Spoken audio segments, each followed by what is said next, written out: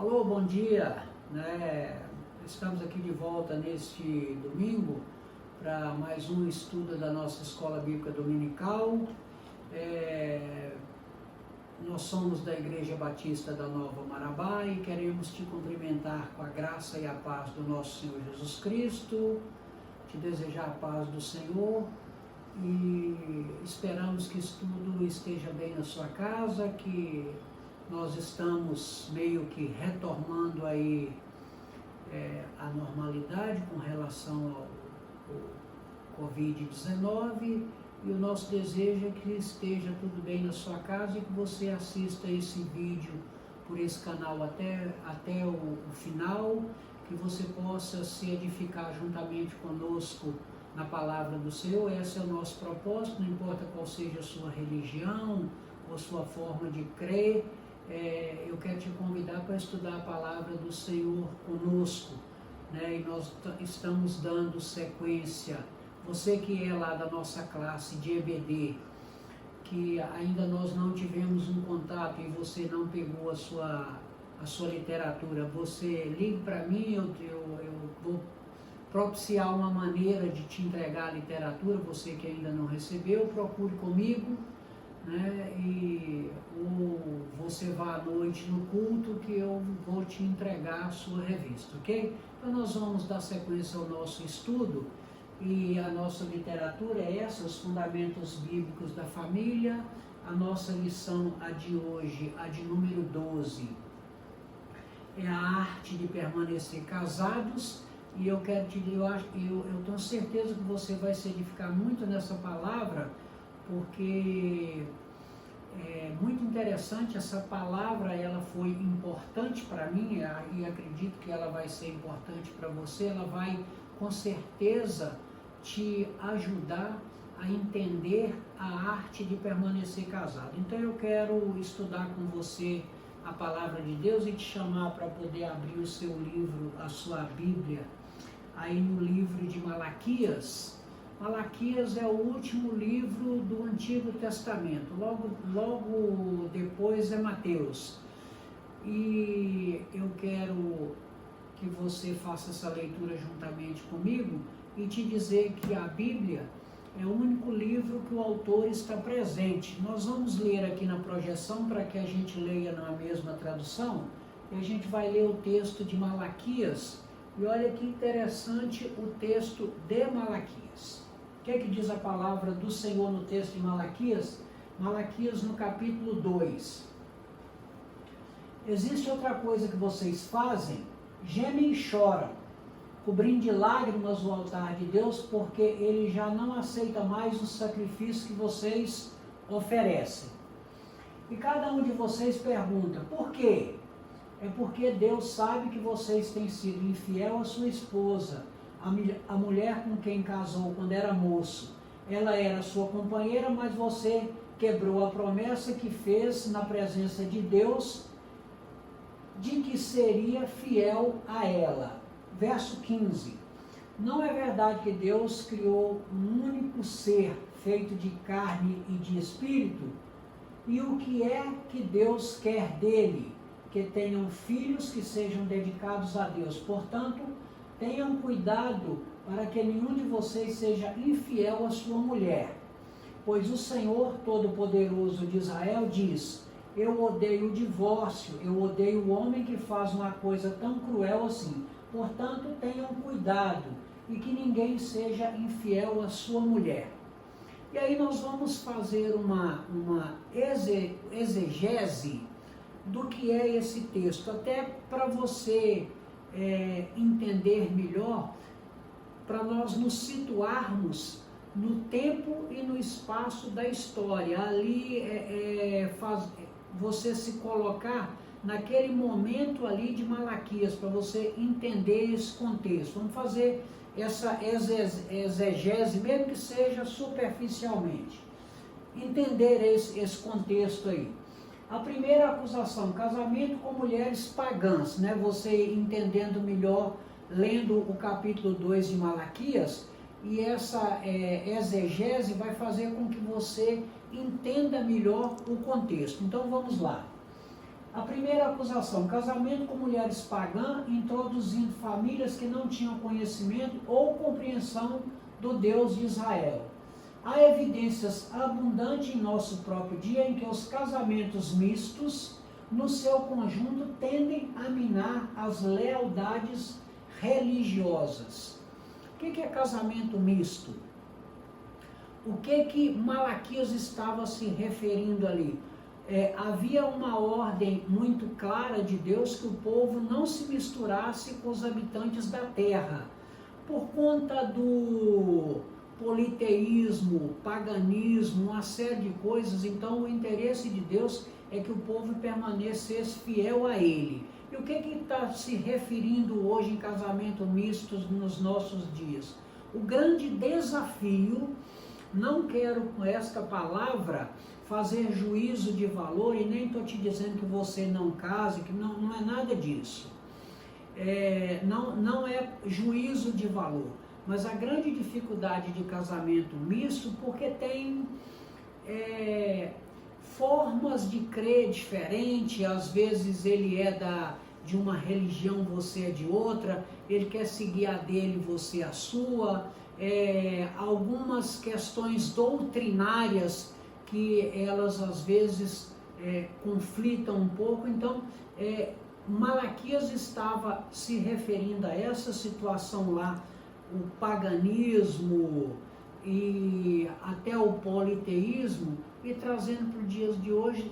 A alerta é quanto aos casamentos, a dificuldade dos casamentos mistos, ok? Vamos continuar tentando entender o texto de Malaquias. As pessoas são representadas como reclamantes da dureza dos tempos e lamentando que Deus não responde às suas orações por conta da demora do cumprimento das profecias. A menção especial da mulher da tua mocidade parece mostrar que as esposas judias idosas estavam sendo postas de lado para que os maridos pudessem se casar com jovens e atraentes das nações vizinhas. Note-se a monogamia aparentemente assumida como prática normal, e não o politeísmo, né? Ou a poligamia, melhor dizendo, a poligamia que todos acham que era permitido no Antigo Testamento. Continuando aí. Casamento, diz o profeta, não é uma questão de arranjo privado ou conveniência pessoal, mas um pacto solene celebrado diante de Deus, e suas obrigações não podem ser desconsideradas por razões frívolas, né?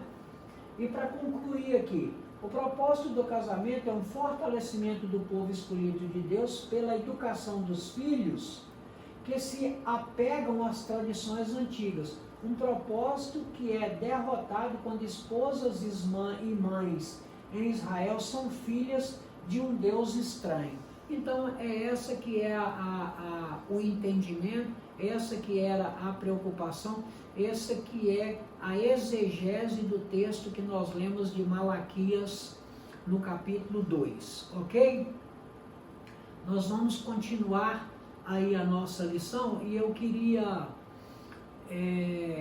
eu tenho facilidade, meus livros que eu faço leitura, inclusive a Bíblia, são todos riscados, anotados, eu faço observação, eu tenho facilidade de memorizar com elementos gráficos. Então você precisa desenvolver aí na sua leitura formas como que você possa memorizar. Como eu tenho facilidades eu tenho maior facilidade de memorizar com elemento gráfico, eu via de regra eu uso algum gráfico ou figura geométrica para tentar melhorar a sua didática. E nós vamos fazer isso com mais essa figura aqui também, para nós entendermos que casamentos duráveis, eles requerem uma arte. Para que você tenha casamento duráveis, você precisa desenvolver a arte de permanecer casado.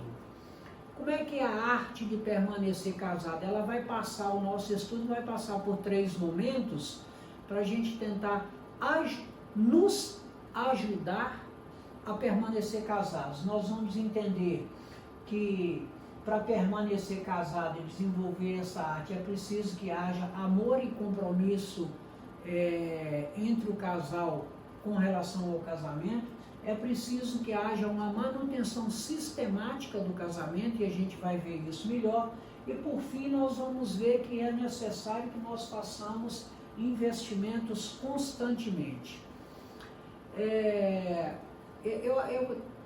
A palavra de Deus ela é viva e eficaz, e ela penetra na nossa alma como espada de dois gumes. E essa lição, de uma maneira muito prática, eu tenho certeza que ela vai falar com você, porque ela vai te trazer elementos do seu cotidiano. Então nós vamos ter facilidade de entender isso, né? Entender a arte de permanecer casados. Bom, o que é a arte de permanecer casado?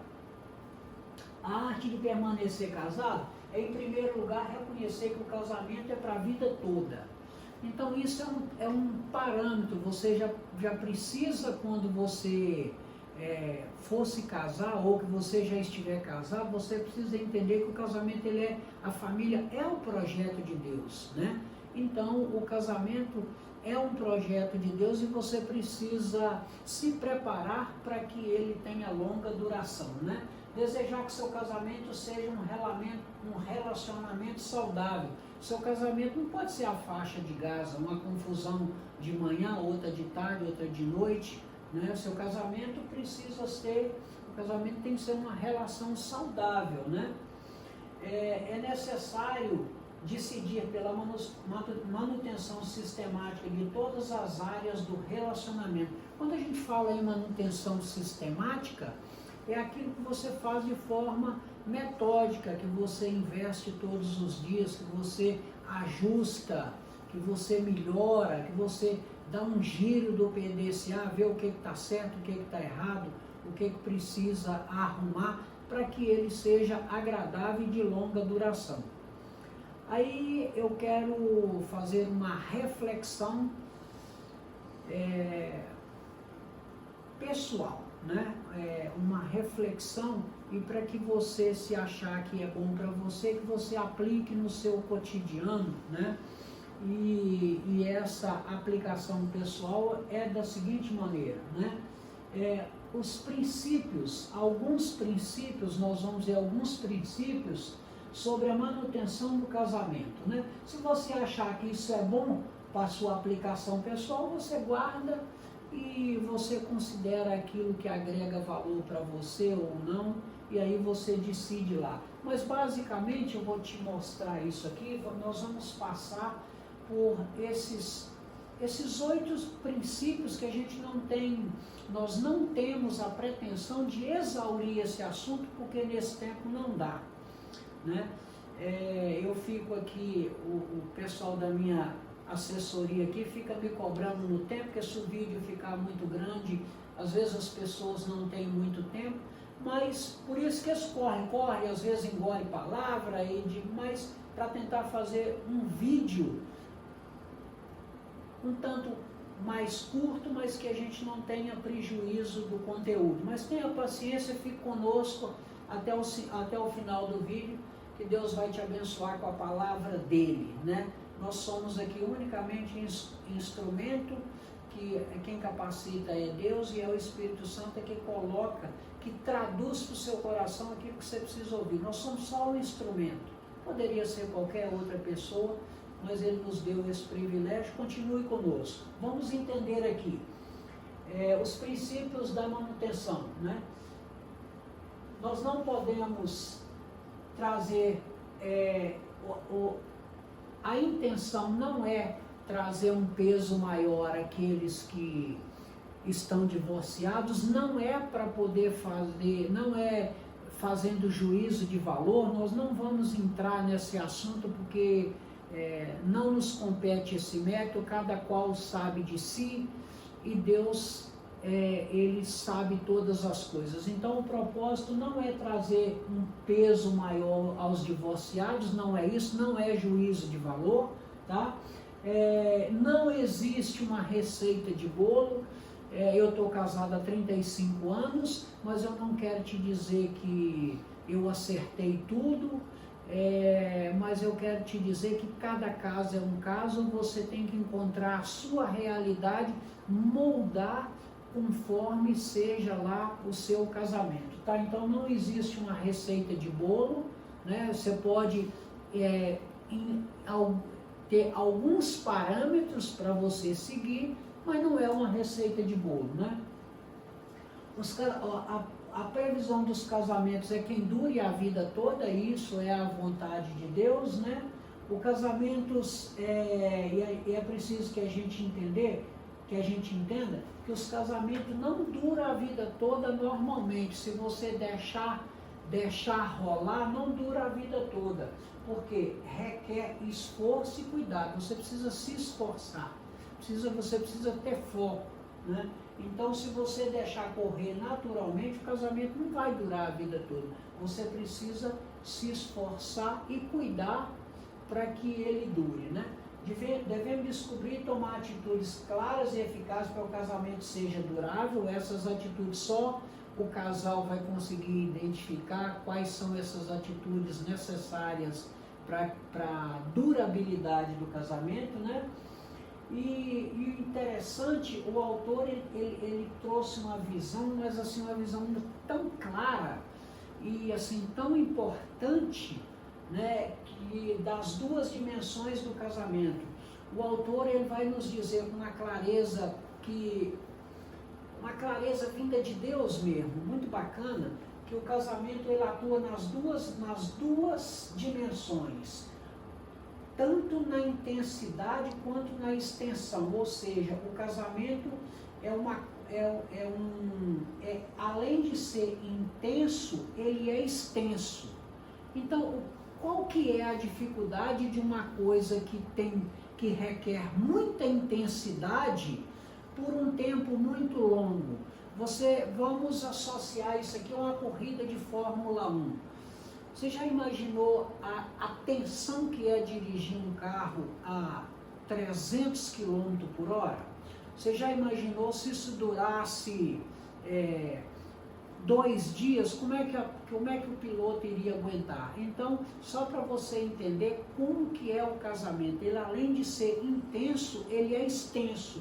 E o que o autor nos diz o seguinte, que normalmente nós, quanto seres humanos, quando nós temos alguma coisa que requer de nós muita intensidade, normalmente suportamos por pouco tempo. E eu vou repetir para poder que fique bem claro, para você entender a importância disso. Primeiro você entender que o casamento, além dele ser intenso, ele é extenso, né? Para que nós tenhamos intensidade, uma grande intensidade, para que você se concentre, para que você foque. Normalmente o ser humano, ele consegue ter grande intensidade, mas por pouco tempo, né? E o casamento ele requer que ele seja intenso por longo tempo. Então esse é o primeiro desafio dessa dimensão do casamento.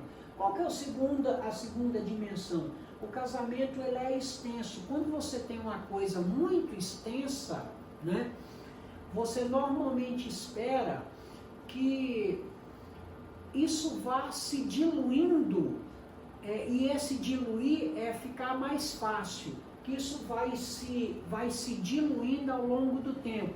Você tem intensidade por longo período. Então, a pretensão que, mesmo sendo intenso e seja extenso, que ao longo do tempo o casamento vá ficando mais fácil, mais agradável, mais tranquilo. Como, eu não sei se eu vou ser feliz nessa comparação, mas eu vou te dizer o seguinte, aqui como diluído, é como se você tivesse um financiamento e que com o passar do tempo, as prestações vão ficando mais em conta, mais suaves para você. Então, é isso que nós precisamos para o casamento. que ele seja intenso e extenso, mas que ele não seja uma carga, um fardo pesado para você. Espero que tenha ficado claro, né? E aí nós precisamos trabalhar nessa intensidade e nessa extensão, nós precisamos trabalhar na defesa da durabilidade desse casamento, né? E esses são os princípios da arte de permanecer casado, que nós vamos estudar hoje. Eu espero que tenha ficado claro para você. Mas vamos lá.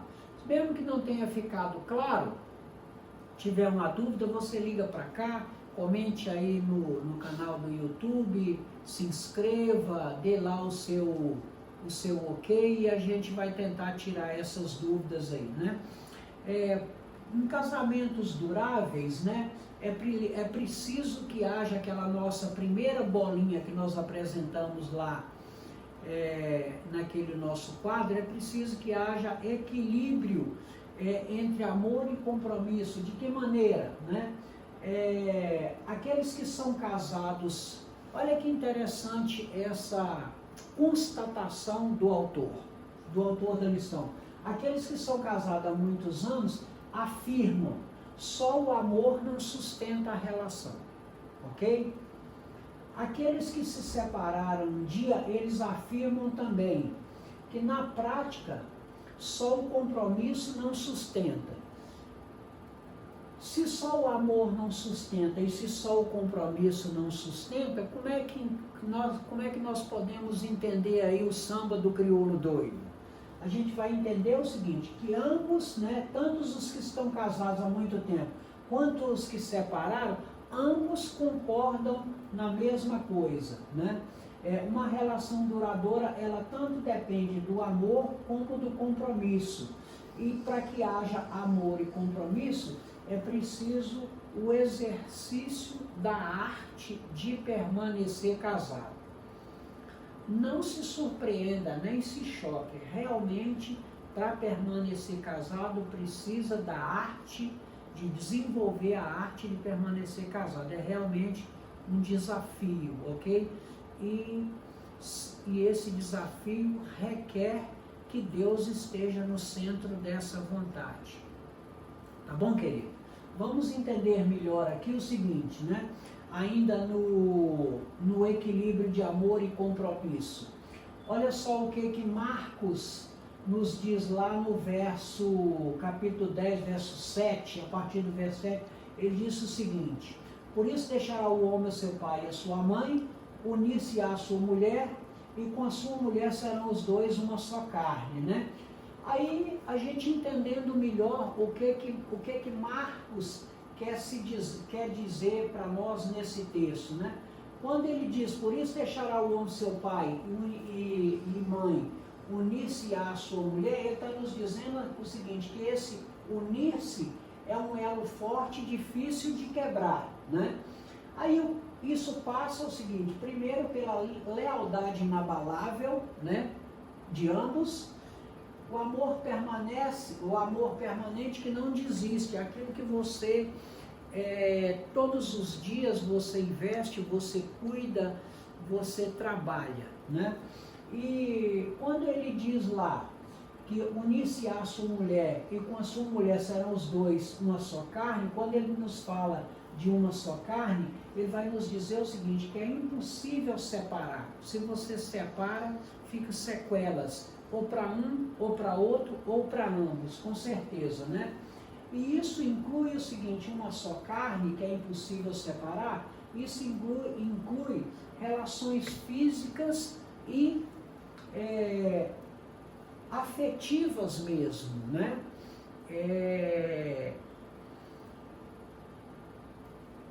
Intimidade do casal, ato sexual mesmo, que é necessário, que é agradável, que é recomendado por Deus, inclui relações físicas e afetivas, assemelha-se, tanto é importante isso, essas relações físicas e afetivas, elas tanto são importantes que o autor, ela assemelha a relação de Cristo com a igreja, é realmente aquela cumplicidade, aquela doação, é aquela,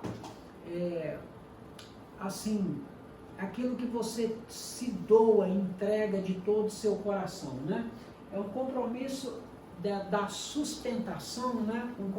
Esse compromisso, né? Ele dá sustentação para o amor, essa cumplicidade. O amor torna possível a manutenção deste compromisso, ok?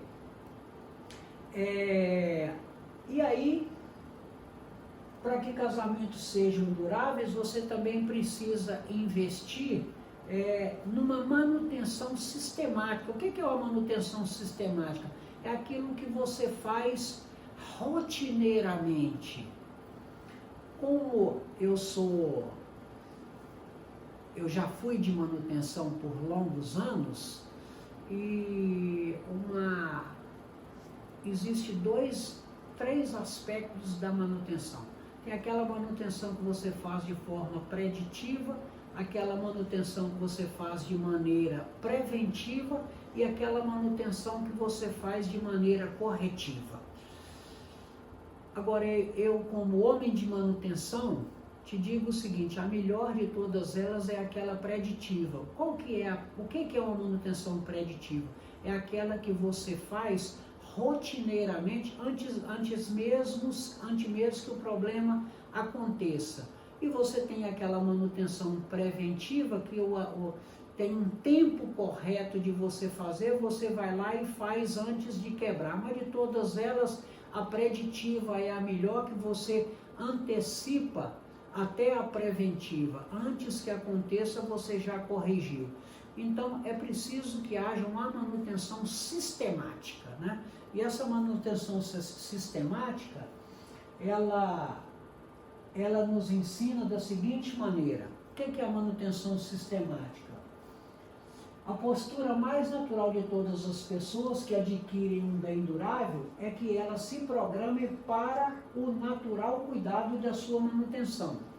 Tudo que você vai fazer ou que você vai comprar, você precisa assimilar a necessidade de uma manutenção. Assim fazemos quando adquirimos uma casa ou um carro. Na verdade, até mesmo a garantia da maioria dos bens depende da sua manutenção adequada. O mesmo acontece quando se deseja construir um casamento durável. Sem manutenção adequada, os casamentos se tornam vulneráveis e frágeis. Se nós fizermos uma associação ao casamento, a um bem durável, o autor ele vai fazer essa associação com um bem durável, porque o casamento é um bem e ele precisa ser durável, ele é intenso e extenso. Se nós fizermos uma associação a um carro que você compra, se você não fizer as manutenções na concessionária, dentro do padrão da concessionária, você perde a garantia daquele bem. E isso, eu acho que se nós transportarmos para a realidade do casamento, nós vamos entender que precisa que haja esse cuidado com a manutenção, para que você tenha sempre a garantia e para que você tenha um bem durável, né? Como bem durável, né, você precisa se preparar para a manutenção. Você precisa se preparar para a manutenção do casamento. A garantia do seu casamento vai depender se você tem feito as manutenções rotineiramente, né, para você manter o seu casamento como um bem durável. Para você ter um casamento durável, você precisa trabalhar em dois principais quesitos: capacidade de gerenciar conflitos e habilidade para as mudanças inevitáveis, porque elas vão acontecer. Logicamente tem outras variáveis, mas nós vamos tratar essas duas variáveis aqui para que você tenha o casamento como um bem durável. Primeiro, na capacidade para lidar com conflitos, né? Você primeiro precisa aprender a ter disposição para aceitar as diferenças, diferença de pensamento, de comportamento, diferenças culturais, às vezes religiosas, nos casos de casamento misto, diferenças, né? Quem tem habilidade para gerenciar conflito, vou repetir para você, porque talvez você tenha essa habilidade. Se você não tem, você precisa desenvolvê-lo. Quem tem habilidade para gerenciar conflitos, vai embora na frente, sai na frente de todo mundo, né? Então, olha lá. Disposição para aceitar as diferenças, e elas são inevitáveis, né? E a gente precisa entender que existem reações diferentes para o mesmo problema, pessoas reagem diferentes, tanto aos mesmos problemas, como elas reagem de forma diferente à mesma motivação, né? Lá na minha terra diz que o povo, meus amigos, costumam dizer que eu sou teimoso, né? Que eu sou muito teimoso. E lá na minha terra tem um ditado que diz o seguinte,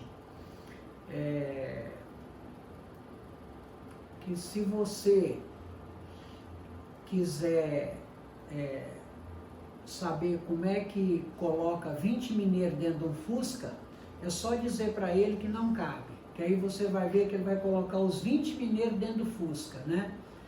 Então diz que mineiro é teimoso. O pessoal diz que eu sou teimoso, mas é intriga da oposição, eu não sou não. Mas se você disser com o mineiro que não cabe, se você quer que o mineiro coloque 20 mineiros dentro do Fusca, basta você dizer para ele que não cabe. E aí você vai ver que ele coloca. Então, o que eu quero te dizer com isso? Que pessoas, elas têm reações diferentes, né, ao mesmo problema, e até elas reagem diferentes ao mesmo tipo de motivação. Então você precisa admitir e você precisa assimilar essas questões aqui, né? Que as reações, elas são diferentes aos mesmos problemas. As pessoas, elas não são iguais. Deus nos fez únicos, né? Nós somos únicos, né?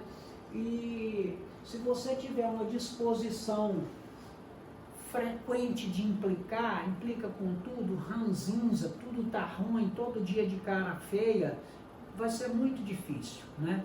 Dificulta muitos relacionamentos, né? Habilidade para as mudanças inevitáveis. Além das questões das diferenças, né? Das diferenças, que as pessoas são diferentes, nós ainda temos, sim, os casamentos incluem enganos, erro e pecado por parte dos membros da família. Ainda tem os enganos, aquelas coisas que a gente faz involuntariamente, tem aquilo que a gente erra mesmo, que não seja intencionalmente, tem aquelas coisas que a gente faz deliberadamente, que desagrada a Deus. Então, os dois grandes desafios, tem outros, né? Os dois grandes desafios para que o seu casamento, você precisa fazer uma manutenção sistemática para que ele seja um bem durável, é a capacidade para lidar com os conflitos e a habilidade para as mudanças que são inevitáveis. Acompanhou até aí? Tudo bem? Vamos dar sequência aí nos investimentos que você precisa fazer para um casamento duradouro. Olha só, investimentos constantes, né? Precisa que haja investimento constante, porque o seu casamento é um bem durável. Ele é intenso e extenso, não perca isso de vista. Para você entender o desafio de um casamento duradouro, você precisa que ele é intenso e é extenso. Então, para isso, por ele ser um bem durável, nós precisamos de ter investimento constante nele, né? E saber o seguinte, que ele não se sustenta naturalmente sem investimento. Você precisa fazer investimento. Se você deixar rolar, não rola. Pode ter certeza, não deixe rolar. Invista, cuide, administre, ok? Então, veja só, você precisa fazer investimentos para que ele seja duradouro. Investimentos de natureza física, de natureza emocional, de natureza espiritual. Você precisa fazer investimento nessas 3 áreas da sua vida. Investimento de natureza física, de natureza emocional e de natureza espiritual. Deus precisa estar no centro deste negócio, né? Olha lá, e aí eu vou te dar algumas referências, e eu poderia te dar muitas, mas eu vou te dar para você fazer em casa, para você estudar em casa. Eclesiastes, o livro que Salomão escreveu, 4, de 9 a 12, também escrito por Salomão, o livro dos Provérbios, no Provérbio 31, leia lá na sua casa. 1 Coríntios 13, e eu trouxe aqui de 1 Coríntios 13, só o último verso, o verso 13, e você consulte na sua casa.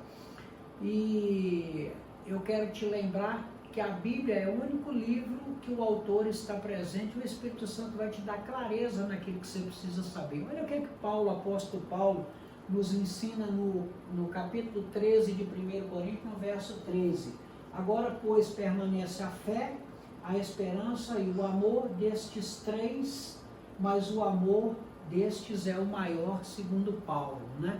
Leia, vou te deixar isso aí como para casa, você vai ler aí no decorrer do seu dia, leia aí essas referências, você vai entender melhor, né?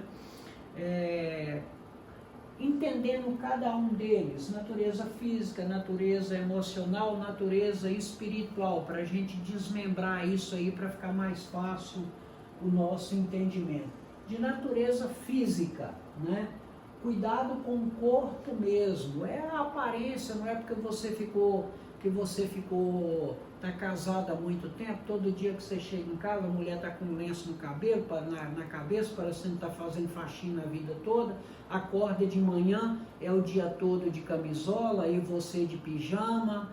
Então, na verdade, é isso mesmo, é cuidado do corpo, né?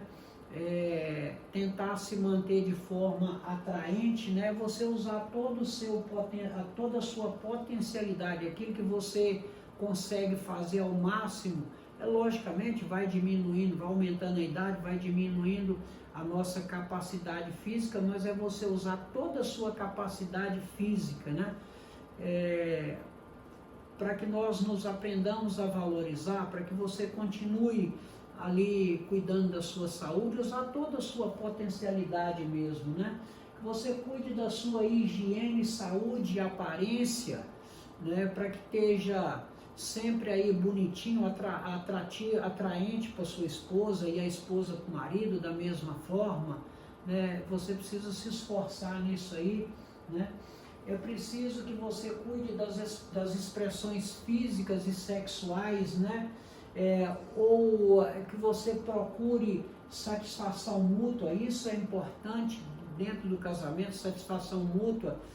E quando a gente estiver falando de santificação, a gente precisa entender que dentro do casamento o sexo também foi criado por Deus. Deus não fez todas as coisas e chamou o diabo para que fizesse uma coisa depravada, que Deus, não, negativo, não é nada disso.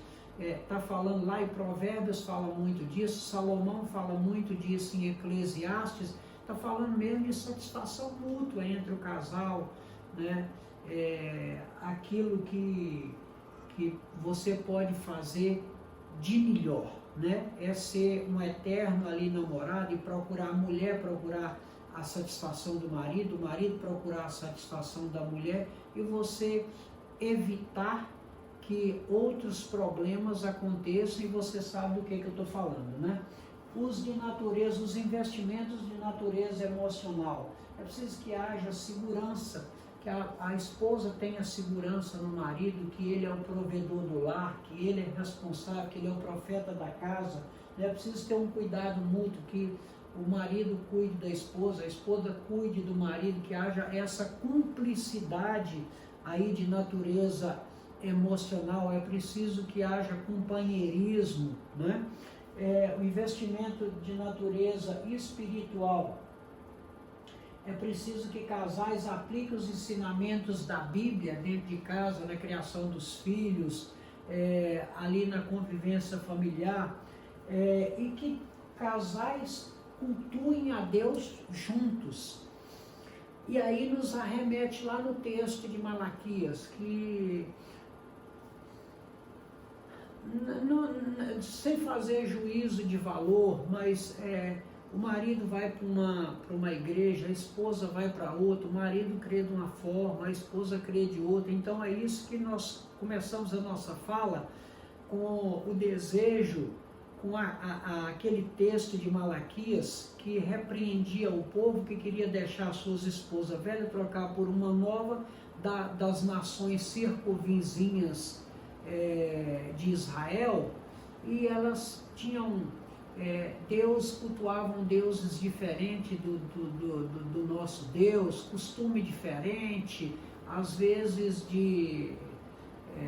com atitudes diabólicas, sacrificavam os próprios filhos. Então é isso que Malaquias está se referindo, e é isso que o autor está nos dizendo, o seguinte, que o ideal é que casais cultuem a Deus juntos, então que esses casais tenham a mesma religião, cultuem a Deus no mesmo local. Isso facilita todas as coisas, né?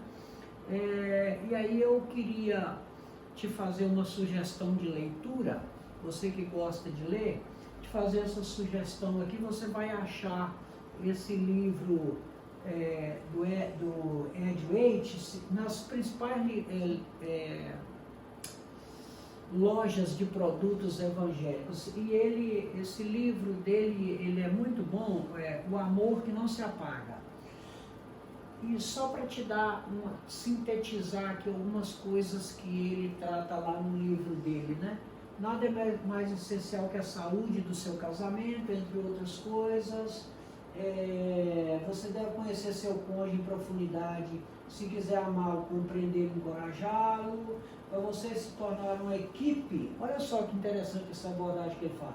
Para você se tornar uma equipe é preciso tempo, colaboração numa atmosfera tão livre de distrações quanto possíveis. O que quer dizer isso aqui?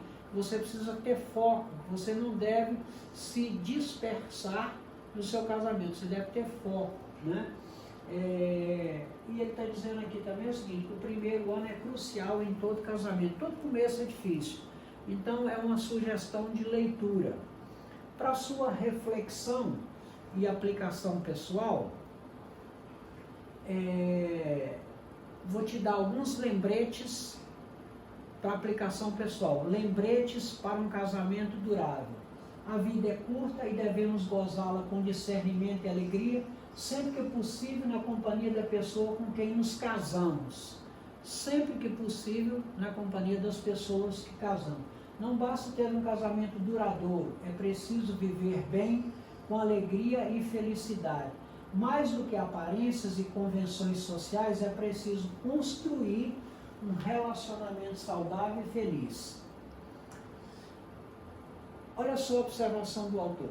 Permanecer casados seja um privilégio, uma alegria e não um dever enfadonho e sofrido. Se o seu casamento, se você está casado, né, por obrigação, é um dever enfadonho e sofrido, apresente seu casamento a Deus, né, para Ele renovar suas forças e para que haja entendimento, porque o casamento precisa ser intenso nas emoções e extenso na duração. Então, não é fácil. Então, é preciso que Deus esteja no centro desse negócio. Nós estamos chegando ao final deste estudo, né, e eu espero que ele tenha contribuído na sua vida, no seu casamento, e espero que Deus abençoe, porque a família é um projeto de Deus. Não espere na sua família perfeição, porque não tem. Não espere nas pessoas perfeição, porque você não é perfeito. Então não espere que as outras pessoas sejam perfeitas. Também por conta disso, não seja omisso aceitando qualquer coisa como como bom, né? Seja caprichoso nos relacionamentos, e quanto melhor qualidade nos relacionamentos, melhor. Fique na paz do Senhor Jesus, que Deus te abençoe, te dê uma semana de vitória, te livre de todo mal, que o Senhor te abençoe e te guarde. Faça prosperar o trabalho da sua mão e que vá tudo bem na sua casa. Quero te convidar ainda para que no próximo domingo você esteja conosco para a nossa lição de número 13, né? Nós vamos falar da espiritualidade da família, vai ser a nossa lição de número 13. Obrigado por você ter ficado comigo até agora. Fique com Deus, que Deus te abençoe. Um dia de paz na presença do Senhor Jesus. Tudo de bom. Graças a Deus.